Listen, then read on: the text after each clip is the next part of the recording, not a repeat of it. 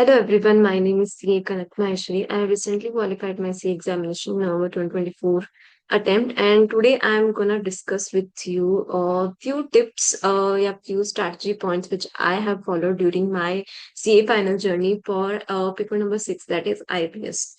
So we'll go one by one. So first of all, what material I referred. So मेरा self study start करने के first day ही ये decided था that I am going to refer ICA module only. सो मैं उसी पे ही stick थी। तो मैंने आईबीएस के लिए भी सेपरेट कोई बुक, कोई ऑथर्स की बुक, ना कोई आईसीआई या फिर कुछ मैंने अलग से क्वेश्चन बैंक या नोट्स रेफर नहीं किए थे। मैं जो बाकी 5 पेपर्स के लिए प्लस लॉ एंड कॉस्टिंग जो कि सेल्फ ऑनलाइन मॉड्यूल्स के लिए मैं सिर्फ ऑनलाइन सिर्फ आईसीआई मटेरियल ही रेफर कर रही थी। उसके अलावा क्योंकि एक चीज तो क्लियर थी ना कि हाँ पेपर आईसीआई मटेरियल से बाहर कुछ भी नहीं आएगा, सो मैं इसीलिए रेस्ट्रिक्टेड थी आईसीआई मॉड्यूल की कवरेज पे ही। इसलिए सब including F R F M GT IDT and audit सबके लिए प्लस लॉ एंड कॉस्टिंग सबके लिए मैंने आईसीए मॉड्यूल को ही रेफर किया था। एंड मैं आईसीए मॉड्यूल का इसलिए बोल रही हूँ क्योंकि अगर आपने सुना होगा नवंबर 2024 अटेम्प्ट में कई स्टूडेंट्स को पेपर बहुत टफ लगा था एंड अटेम्प्ट भी नहीं कर पाए थे। एंड मेरे लिए प्लस पॉइंट ये था कि मैंने आईसीए मॉड्यूल रेफर किया था ना, एंड आप शायद बिलीव नहीं करोगे बट कुछ क्वेश्चंस आईसीएम मॉड्यूल से ही आए थे डायरेक्ट। मतलब उनमें सिर्फ फ्रेमिंग क्वेश्चंस की थोड़ी बहुत चेंज की हुई थी, बाकी एज इट इज थे। इनफैक्ट कुछ क्वेश्चन तो सिमिलर एज इट इज आए थे जो कि अगर डायरेक्ट मिल जाते हैं, इसलिए मेरे को इतना डिफिकल्टी नहीं आया। डेफिनेटली कुछ questions out of the book भी थे, आउट ऑफ द मेरी मैंने नहीं कर रखे थे, प्रैक्टिस में नहीं थे।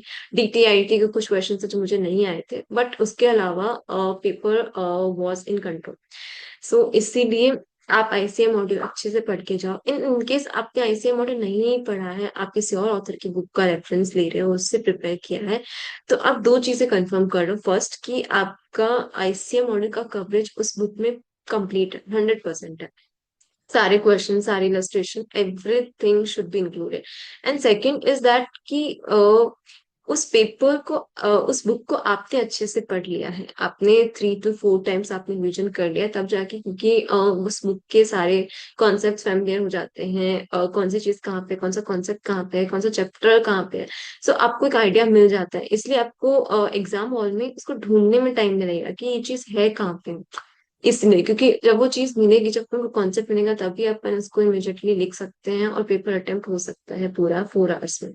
तो इसीलिए आप ये ध्यान रखना कि आईसीए का कवरेज 100% हो, एंड सेकंड आपने उसको अच्छे से रिवाइज कर लिया है, पढ़ लिया है, and you are familiar with that book और notes whatever you are referring. Second is that no questions. So questions कहाँ से पढ़े थे, तो मैंने कोई एक्स्ट्रा क्वेश्चंस या कुछ ऐसे क्वेश्चन में रेफर नहीं किया था। एज आई ऑलरेडी मेंशन, मैंने सिर्फ आईसीएम मॉड्यूल रेफर किया था plus RTPs, MTPs and question papers. आपके अटेम्प्ट्स पहले जितने भी क्वेश्चन पेपर्स है वो आप रेफर कर पढ़ के चले जाओ, आप उसको देख लो एक बार। एंड प्लस मैंने ना आईसीआई की केस स्टडीज रेफर की थी, जो भाई 50 केस स्टडीज का जो बुकलेट था, मैंने वो सॉल्व करके गई थी। एंड मैंने क्या किया था, मेरी स्ट्रेटजी ये थी, मुझे पता था कि मैं 50 केस स्टडीज एक दिन में सॉल्व नहीं कर पाऊंगी, और मैं आईबीएस को फुल डे डेडिकेट भी नहीं करना चाहती थी, इसलिए मैंने उसको डेज में डिवाइड कर दिया।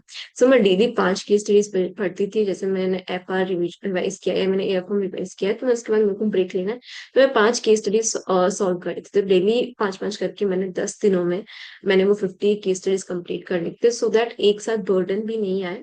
एंड केस स्टडीज आप चेक कर लो कि हाँ, क्योंकि आईसीआई ने वो केस स्टडीज इशू की है, तो इट्स बेटर कि आप कुछ देख के चले जाओ। अगर 50 कंप्लीट नहीं होते तो कम से कम आप 10, 15, 20 देख के चले जाओ, so that you get an idea कि कैसे केस स्टडीज आ सकती हैं। बिकॉज अभी सिर्फ अपन एक आइडिया ले सकते हैं, बिकॉज केस स्टडीज रिपीट नहीं होने वाली है, और केस स्टडीज डेफिनेटली नहीं ही बनेगी हर साल, क्योंकि इनके पास 7 papers, there are 7 papers in IPS पे। सो इसलिए नो चांस की रिपीटेशन हो, आई थिंक 1% चांस की रिपीटेशन हो सकता है, अदरवाइज नहीं होता है। And so this is all about questions. तो क्वेश्चंस के लिए आपको सेपरेट मैंने रेफर नहीं किया था, तो आई डोंट थिंक सो कि एक्स्ट्रा रिक्वायरमेंट है। अगर आप आईसीएम मॉड्यूल आरटीपी एमटीपी सारे सॉल्व करके चले जाते हो, तो आई डोंट थिंक सो कि एनी कुछ एक्स्ट्रा करने की जरूरत है।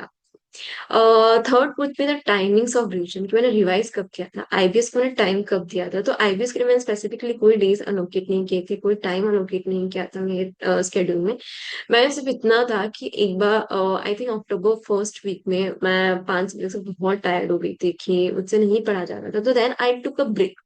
तो इन इन दैट टाइम कि मैंने लॉ एंड कॉस्टिंग रिवाइज कर लिया था, क्योंकि लॉ एंड कॉस्टिंग मैंने जून में ही क्लियर कर लिया था, इसलिए उनको पढ़े हुए बहुत टाइम हो गया था एंड मुझे ऐसा लगा कि हाँ मैं भूल गई, तो इससे रिवाइज कर लेना चाहिए। तो मैंने उस टाइम पे आई थिंक मैंने अक्टूबर फर्स्ट वीक में फिर लॉ एंड कॉस्टिंग को 2 दिन मैंने लॉ को दिए थे, 2 दिन मैंने कॉस्टिंग को दिए थे। एंड उसमें मेरा कि हाँ, आपको फुल डे अगर 7 to 8 आवर्स से दिए थे मैंने, कि 7 to 8 आवर्स 2 दिन मैंने लॉ को एंड 2 दिन कॉस्टिंग को।